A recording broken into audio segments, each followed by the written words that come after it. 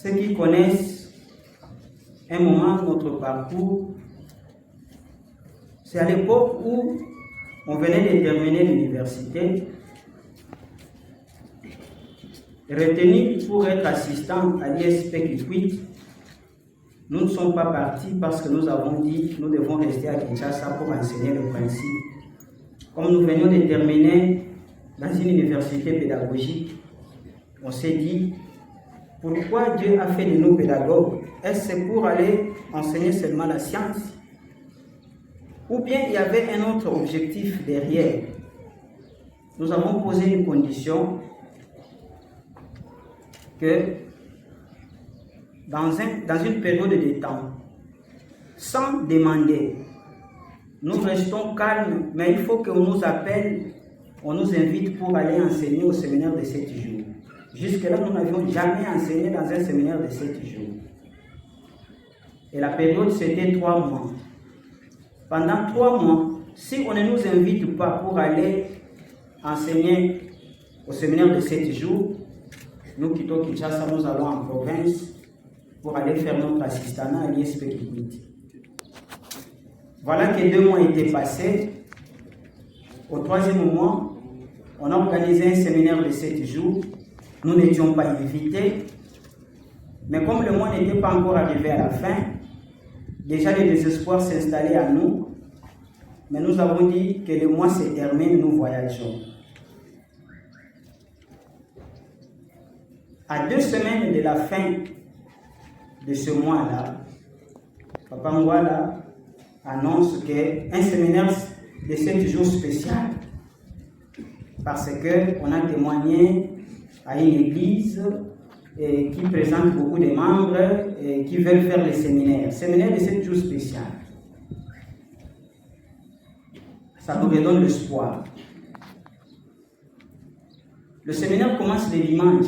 Le vendredi, à cette époque, il y avait les grands pianos ici, les pianos à cordes qui étaient ici. Le vendredi soir, nous sommes venus et on répétait avec le piano. Papa Kabou se présente. Bonjour frère. Bon, tu sais que nous avons le séminaire de 7 jours, mais tous ceux qui étaient sélectionnés, tous ceux avec qui nous avons coutume d'aller enseigner, vraiment présentent une indisponibilité. Est-ce que tu peux accepter de venir nous aider, ne fût-ce que pour 2 conférences à ce séminaire de 7 jours? Là, nous sommes le vendredi soir. Je lui dis volontiers. Il demande, bon, pour que tu ailles enseigner, qu'est-ce que tu poses comme condition? Je dis, quand nous serons à Kimboala, nous allons poser. Ici, il n'y a pas de condition. Et quand on s'est retrouvé à Kimboala, il va nous reposer la même question. On dit, il n'y a pas de condition parce que par votre appel, Dieu venait de répondre à notre prière qui date de 3 mois. Alors comment quelque chose que nous avons demandé à Dieu, il nous répond aujourd'hui, nous allons poser des conditions. Donc il n'y a pas de conditions à poser, nous sommes venus enseigner. Si tu nous as retenus pour 2-3 conférences, même si tu peux nous donner tous les séminaires, nous sommes dispos. Et c'était le premier séminaire de 7 jours où nous avons enseigné et il s'en est suivi comme ça toute une série. Peut-être 3 ou 4 ans. Presque tous les séminaires à Kimboala, c'est nous qui allions enseigner là-bas. Puisque nous avons renoncé à aller donner cours à l'ISP Kikwit, nous restons ici. Qu'est-ce qu'il faut faire? Là, nous sommes en train d'expliquer comment cette chanson est venue. Le dirigeant madame qu'on avait à cette époque-là nous demande, bon, comme vous ne faites rien, est-ce que vous ne pouvez pas vous occuper de la pâtisserie pour soutenir la chorale? Nous abandonnons notre diplôme, nous allons à la pâtisserie, on commence à produire des gâteaux, des pains. Ceux qui ont vécu cette époque-là connaissent. Et on l'a fait sans intérêt particulier. On allait acheter la farine à Kingawa, on donnait aux gens qui transportaient jusqu'ici. Un jour, nous avons reçu une commande importante de gâteaux. Nous allons pour acheter la farine. Tous ces jeunes gens-là qui transportaient pour nous, que nous payons, tout le monde refuse de transporter. Tout le monde refuse. Alors, il y a quelqu'un qui nous dira, vous pensez que le travail que les autres font, c'est minimisable. Voilà qu'aujourd'hui, avec votre argent, il n'y a personne pour transporter la farine pour vous. Alors, qu'est-ce qu'il faut faire? Ce jour-là, pour la deuxième fois, nous avons oublié notre diplôme universitaire. Nous avons pris les sacs de farine, nous avons mis sur la tête. Et de Kingabwa, on venait jusqu'ici. Nous arrivons au niveau du rail. Nous rencontrons l'un de ces messieurs qui avait coutume de transporter pour nous la farine et qui avait refusé de transporter ce jour-là pour nous. Il y avait une crèmerie quelque part ici à l'époque. Alors, on a mené aussi la farine dans cette crèmerie là-bas. Ils avaient transporté parce que, semble-t-il, la dame propriétaire de cette crèmerie payait mieux que nous. Mais en revenant au niveau des rails, le monsieur est tombé malade. Donc, il ne savait plus marcher. Et les gens étaient en train de passer. Les gens étaient en train de passer. Moi, j'arrive avec mon sac sur la tête, je les rencontre là-bas. Alors, qu'est-ce qui se passe? Oh non, ça ne va pas, ça ne va pas, ça ne va pas. Mais voilà, lui qui avait refusé de transporter pour moi, je transporte moi-même, lui avait transporté pour quelqu'un d'autre, il se retrouve dans une situation compliquée. Et ça nécessite de l'aide. Est-ce qu'il faut les laisser? Qu'est-ce qu'il faut faire? Tout le monde passait, nous aussi on pouvait passer. Et c'est là que nous avons déposé notre sac pour assister les messieurs. On a fait ce qu'on pouvait faire. On l'a aidé à traverser la chaussée de l'autre côté et on a fait le nécessaire pour le mettre en contact avec les gens qui pouvaient l'amener à la maison. Et nous avons repris notre sac pour venir. Alors, à ce moment-là, avec le sac de farine sur la tête, nous entendons comme dans notre tête maintenant, comme si cette mélodie était en train de retentir. Malheureusement, nous avons demandé à un photographe que nous avons rencontré de nous tirer la photo. Nous avons gardé pendant un temps cette photo. On avait des sacs de farine sur la tête, les larmes coulaient, alors qu'on ne comprenait pas pourquoi on pleurait. Certains pouvaient s'imaginer que c'est dur, le sac, c'est lourd, c'est pourquoi ils pleurent, alors qu'il y avait un sentiment mélangé, une certaine tristesse qu'on sentait, qu'on n'arrive pas à très bien expliquer pourquoi ces larmes-là coulaient. Et dans la tête, cette mélodie. Alors, cette mélodie donnait un peu de la joie, mais un sentiment trop compliqué. C'est comme ça que nous avons demandé à ces photographes de nous prendre la photo. Malheureusement, cette photo, nous l'avons perdue parce que quand on a quitté ici, là où nous sommes allés garder nos histoires, bon, la maison souhaitait, le sac qui avait les documents était mouillé. C'est comme ça que nous avons perdu cette photo. Mais la chanson est restée. Parce que quand nous sommes arrivés maintenant, avec le peu de connaissances de musique qu'on a, on a essayé d'arranger et ça a donné cette chanson. Mais un peu plus loin, quand nous lisons l'autobiographie de la...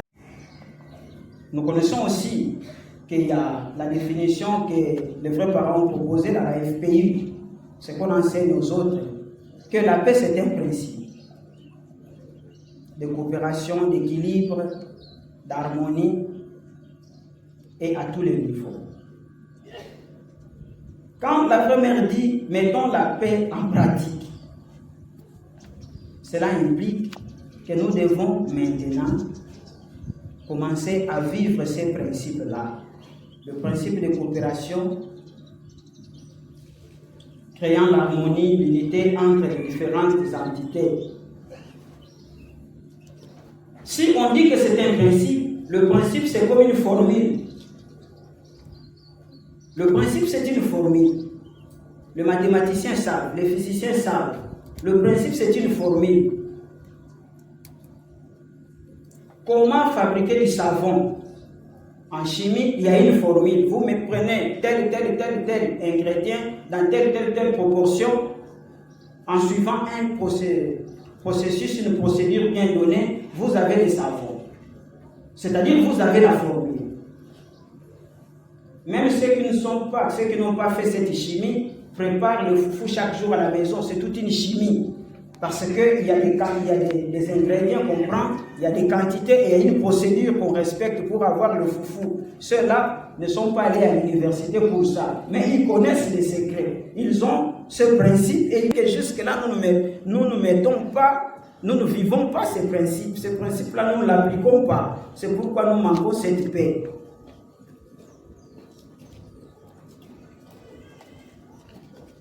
Qu'est-ce que c'est donc la paix? Pourquoi nous avons besoin de ça? Le principe de la paix donne toujours la joie et le bonheur. Les parents célestes, quand il a créé, il a pensé à un monde où il y aurait cet équilibre, il y aurait cette harmonie, il y aurait cette coopération. Quand on dit à tous les niveaux, le monde a commencé avec un couple, un homme et une femme, et cet homme et cette femme devaient se développer, réaliser le monde où on vivrait l'unité, l'harmonie, l'attente, la coopération émanant de cette famille, la première famille, et ce qui allait s'étendre au niveau de toute l'humanité.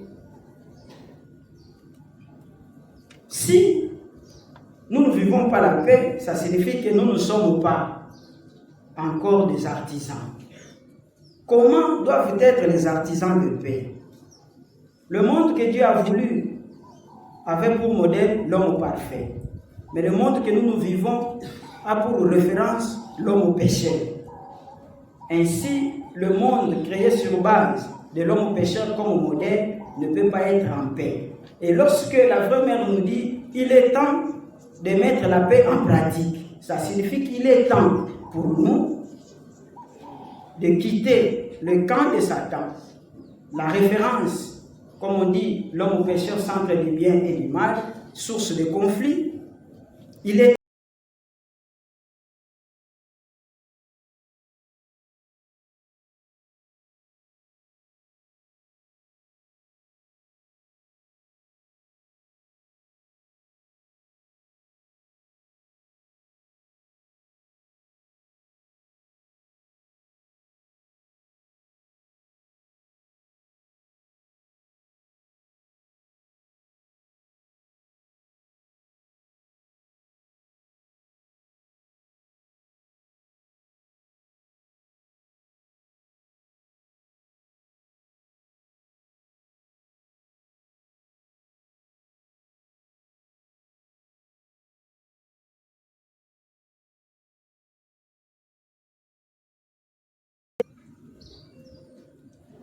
on dit, heureux ceux qui procurent la paix parce qu'ils seront appelés fils de Dieu.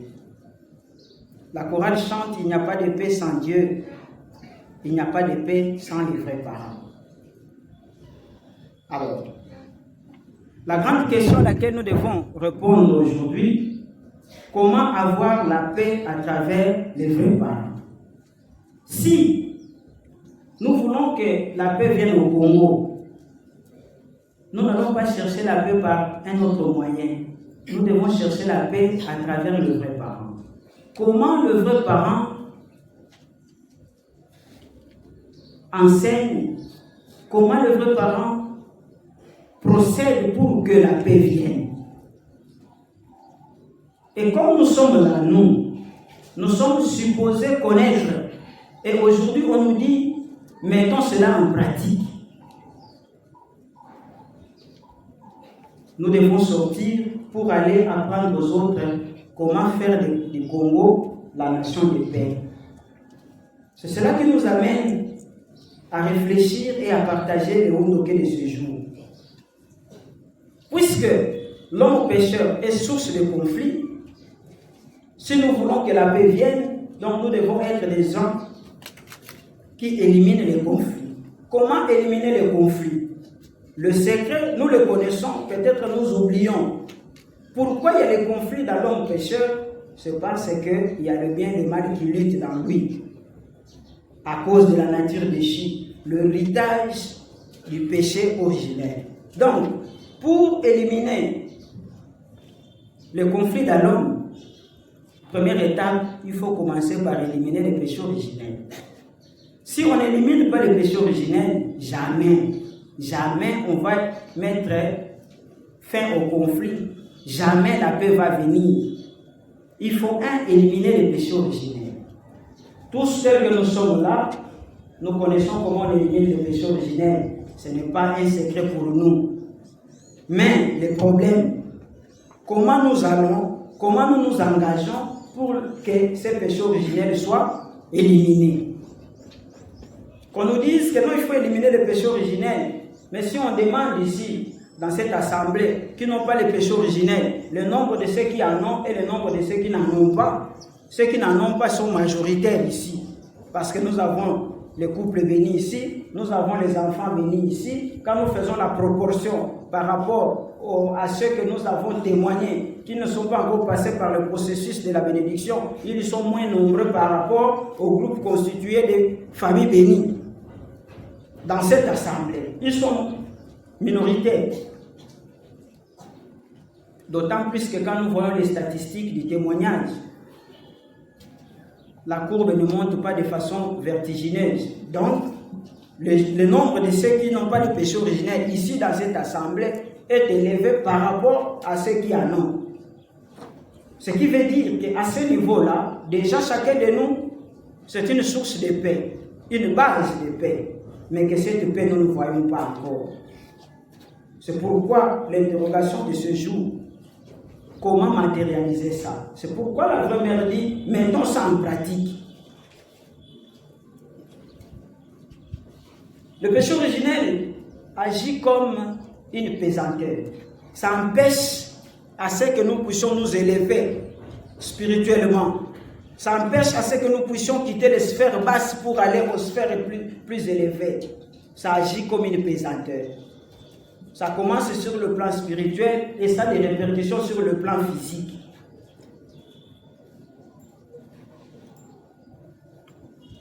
Un premier pas pour éliminer le péché originel, on nous appelle aller à la bénédiction.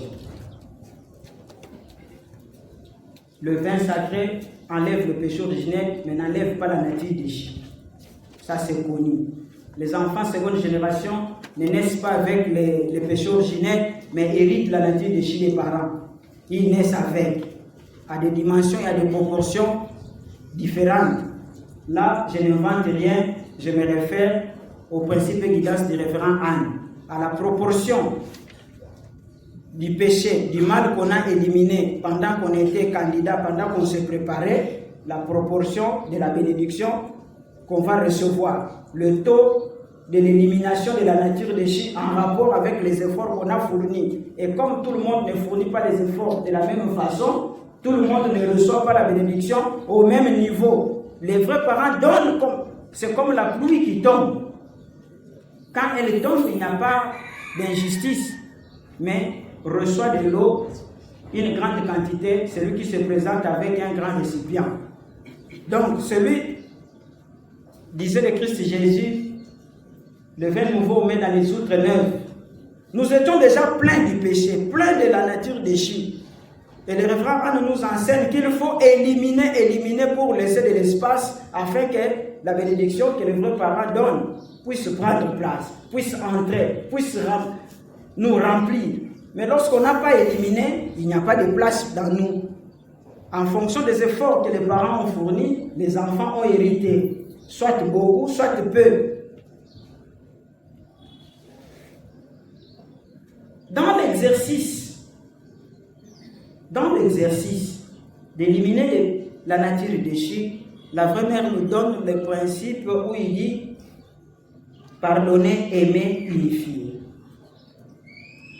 Le vrai parent enlève le péché originel, mais dans la pratique de chaque jour, c'est à nous de fournir l'effort pour être ceux-là qui pardonnent, pour être ceux-là qui aiment, pour être ceux-là qui unifient. Ça c'est nous, ça c'est notre responsabilité. Pardonner, aimer, unifier. C'est comme un triangle. Un triangle et à l'intérieur se repose la paix. Si on ne sait pas pardonner,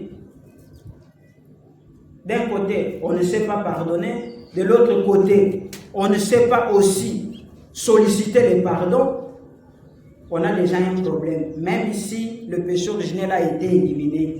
Si on est incapable de pardonner, et si on est incapable de demander pardon, on a un problème. Aimer. Aimer, c'est facile. Tout le monde peut dire je t'aime. Même Satan aussi. Il a ses personnes. Il a ses acolytes à qui il dit je t'aime, je vous aime. Satan aussi le dit. Les criminels aussi disent à certaines personnes je t'aime. Dieu aussi dit je t'aime. Le Messie aussi dit je t'aime. Ça se prononce de la même façon, mais le contenu c'est différent.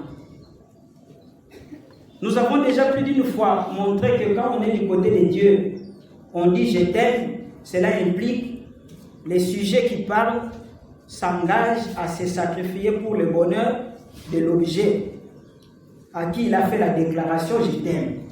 Mais quand on est du côté de Satan, on dit la même chose je t'aime avec beaucoup de sourires, mais cela cache autre chose. Cela cache quoi?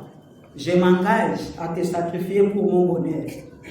C'est pourquoi nous disons toujours il faut faire très attention quand on dit il faut aimer. Il faut aimer avec quelle conception? Il faut aimer avec la conception du parent céleste, avec la conception des vrais parents, qui signifie j'accepte le sacrifice pour ton bonheur. Tout le monde dit j'aime, tout le monde dit nous aimons les vrais parents. Nous aimons les parents célestes, nous aimons les frères et sœurs, nous aimons l'Église, la fédération des familles.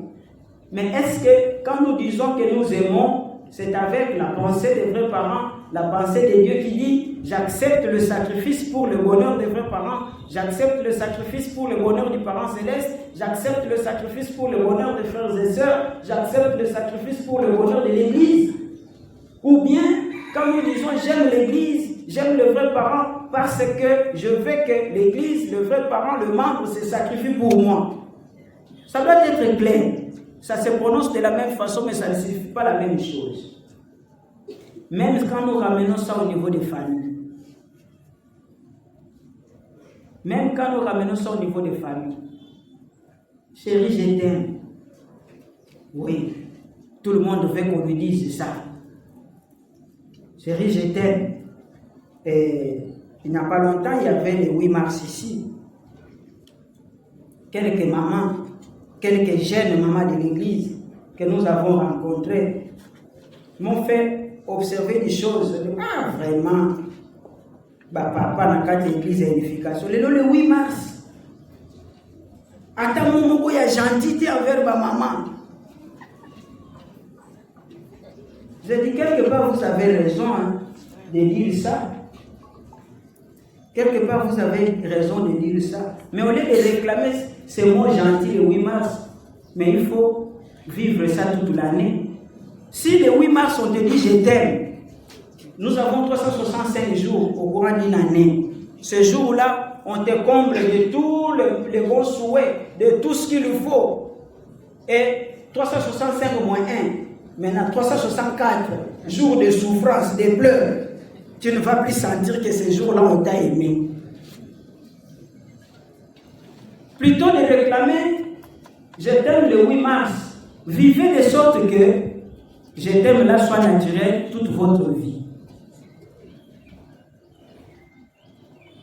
Certainement, elles ont pensé que j'étais en train de défendre le cas de papa parce que je suis masculin.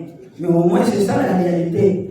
Au lieu de réclamer l'amour pour un jour, faites de sorte que vous puissiez vivre l'amour tous les jours. Ce sera le bonheur, ce sera le royaume des cieux. Et sur les réseaux sociaux, il y a eu beaucoup d'humour que nous avons vu. On montre un couple le matin ensemble et le soir.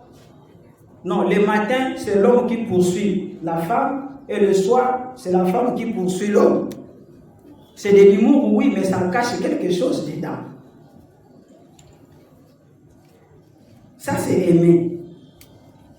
Il faut que quand on dit nous sommes des champions de l'amour, ça signifie que nous sommes les champions à la recherche du bonheur dans des autres. Lors de la veillée, nous avons fait cet exercice. D'un côté avec les mamans, on avait commencé avec les mamans. Et le jour de la veillée des papas aussi, nous avons fait ça. Et le vendredi ici, on voulait faire la même expérience avec les enfants. Mais là, c'était notre problème. Je n'accuse pas les enfants ici, je garde. Ça reste notre secret à la veillée. Mais nous n'avons pas fait ça. Qu'est-ce que nous avons fait? Nous sommes arrivés à interpréter 2 versets de la Bible. D'un côté, où le Christ Jésus dit, tout ce que vous demanderez à Dieu, à mon nom, considérez que vous avez déjà reçu. Dieu ne trompe pas, Dieu ne ment pas. Et Jésus aussi, fils de Dieu, Messie, premier homme parfait sur la terre, il n'a pas débité de mensonges en disant cela. Mais, quand nous arrivons vers la fin du Nouveau Testament, dans l'épître de Jacques, il dit, vous demandez à Dieu, vous priez, vous ne recevez pas parce que vous demandez mal. Vous priez mal, c'est pourquoi Dieu n'exauce pas, c'est pourquoi il ne répond pas. Donc, il ne suffit pas seulement de prier au nom du Christ, citer le nom du Messie. Il ne suffit pas seulement de prier pour que vous recevez ce que vous demandez, mais il faut bien prier. Bien prier nécessite l'amour. Voilà pourquoi, en se référant à cette histoire où on raconte que quelqu'un est allé un jour visiter le monde spirituel, on l'a amené, il a visité d'abord l'enfer, il trouve tout le monde maigrichon. Il visite le royaume des cieux, il trouve tout le monde à bonne santé. Il pose la question, mais pourquoi ceux-ci sont malingres comme ça?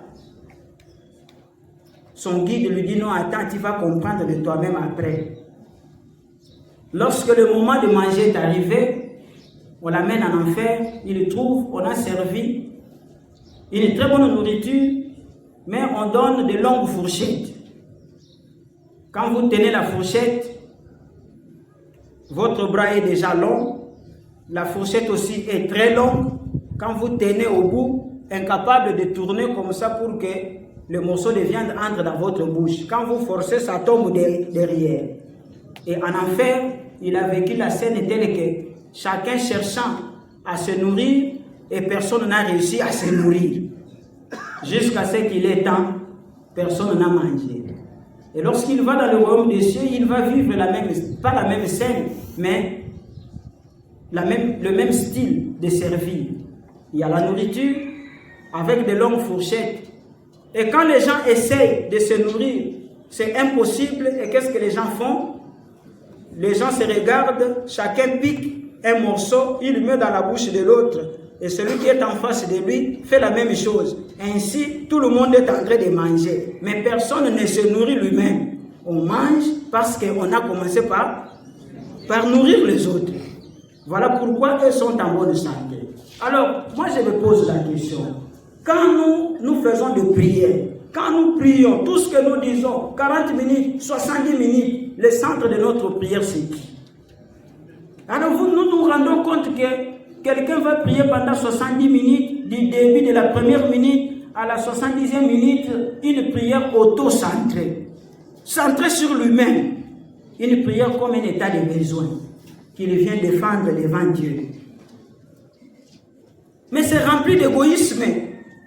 C'est rempli d'égoïsme. Et or, l'égoïsme, c'est la première caractéristique de Satan. Alors pourquoi ne pas dire que ça c'est une prière satanique? Et Dieu maintenant a du mal pour répondre à une prière comme ça, parce que vous êtes auto-centré. C'est pourquoi à la veillée des papas, comme à la veillée des mamans, nous avons fait cet exercice-là, c'est-à-dire nous prions, Mais vous faites un effort dans votre prière pour ne pas prier pour vous-même. Priez pour les autres. Choisissez les autres au hasard. Priez pour eux. Et je pense à ce moment-là que chacun de nous s'est retrouvé. On est en train de prier pour lui. Quand tu pries pour toi-même, c'est une prière. Une seule intention à ton endroit. Mais lorsque nous disons que prions pour les autres, nous ne savons pas tel que nous sommes ici. Admettons que nous sommes à 300 personnes. Et quand on dit prions, mais ne prions pas pour nous-mêmes, prions pour les autres. Chacun de nous risque de se retrouver 15, 20, 30, 50, 100 personnes en train de prier pour lui. Parce qu'on aimerait prier pour telle personne, prier pour telle maman, prier pour tel papa, prier pour tel enfant, ainsi de suite. Et nous risquons de nous retrouver, chacun en train de recevoir des prières de plusieurs personnes. Alors que si on devait prier pour soi-même, c'est une seule prière. C'est pourquoi prier pour les autres a plus d'intérêt que prier pour soi-même. Et nous pouvons comprendre maintenant pourquoi Jacques dit, vous priez, vous demandez, mais vous ne recevez pas. Et au séminaire de 7 jours, on nous apprend la guidance sur la prière, que nous devons plus prier pour le but le plus élevé. Prier pour consoler les cœurs du Père Céleste.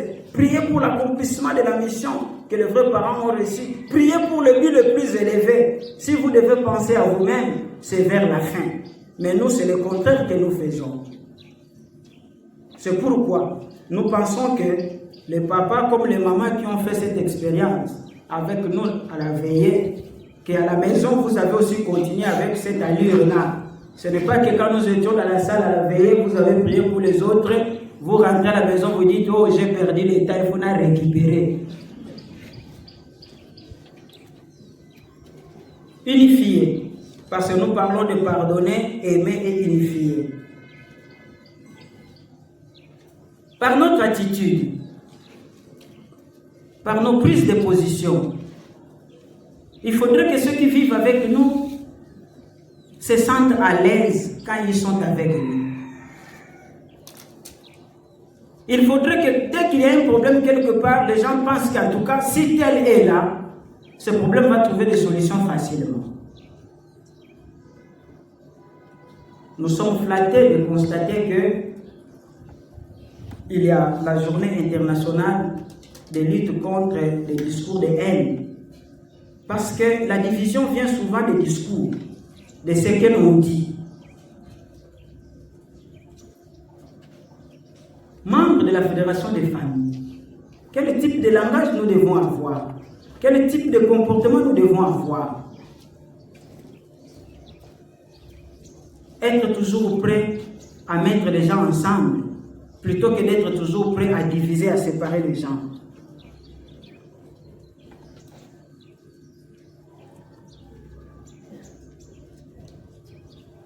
Alors, l'unique moyen, nous savons que l'unique moyen d'éliminer le péché originel qui agit comme une pesanteur, c'est de prendre part à la cérémonie de bénédiction. C'est de recevoir la bénédiction, l'unique moyen d'éliminer le péché originel. Dans le Wundoke que nous venons de lire, la vraie mère dit, depuis un bon bout de temps, depuis les années 1960, mon mari et moi avons